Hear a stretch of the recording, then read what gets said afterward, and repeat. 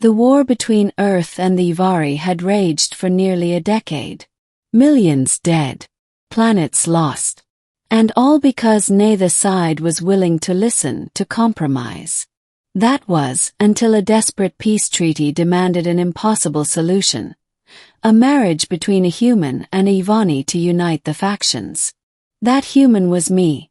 Captain Elias Grant, decorated war hero, unlucky diplomat, and now, the fake husband to Princess Varesh of the Ivari Empire. I remember the moment I first saw her. Tall, violet-skinned, with golden eyes that shimmered like twin suns. She was regal, poised, a warrior in her own right. And she hated me. I could see it in the stiff way she bowed at our public wedding ceremony. The way she barely touched my hand when the officiant demanded a show of unity. But she did her duty, just as I did mine. Our marriage was a symbol, nothing more. Political farce meant to fool the galaxy into peace. And it worked.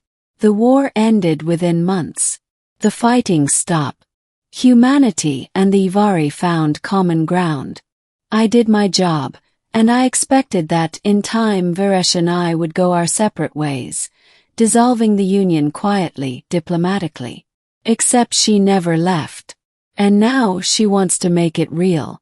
You have been avoiding me, Captain. Varesh's voice was smooth, yet carried the weight of authority as she entered my quarters aboard the diplomatic vessel.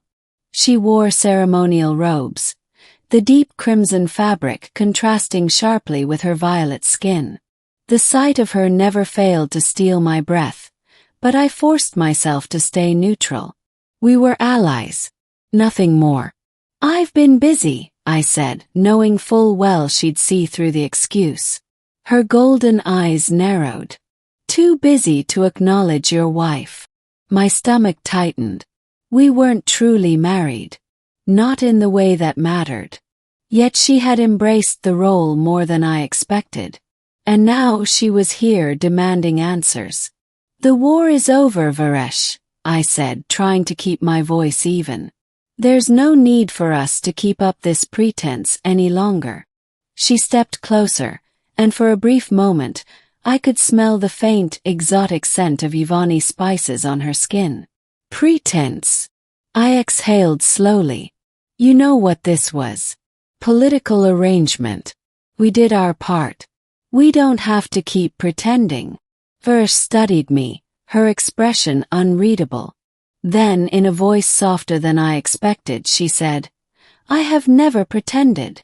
The words sent a shock through me. She had always been so distant, so reserved. Now she was standing here, telling me she had never faked it. I ran a hand through my hair. Varesh, you fear this, she interrupted. Why? Because if I let myself feel something for her, it wouldn't be pretend anymore. Because I had spent years fighting her people, and then years pretending to be something I wasn't, and now I didn't know who I was without the war or the lies. Instead of answering, I turned away, staring out at the endless stretch of stars beyond the viewport. She sighed. Tell me, Elias, do you truly wish to be free of me? My throat tightened. Did I? When had duty and deception turned into something else? Into this unbearable pull toward her. She stepped behind me, close enough that I could feel the warmth of her presence. If you wish it, I will honor the agreement and leave. I should have said yes. It would have been easier. But the thought of her walking away made my chest ache in a way I didn't understand. I turned to face her, and for the first time in months, I let myself really look at her. At the strength in her gaze. The way she held herself with quiet grace. The way, despite everything, she had stood by my side when the galaxy needed us to. What if I don't want you to? I asked, voice barely above a whisper. A slow, knowing smile spread across her lips. Then stop pretending, husband. She reached up, fingers brushing against my jaw, and I didn't pull away. For the first time since this all began, I let myself feel. And when she kissed me, I knew without a doubt that this was real.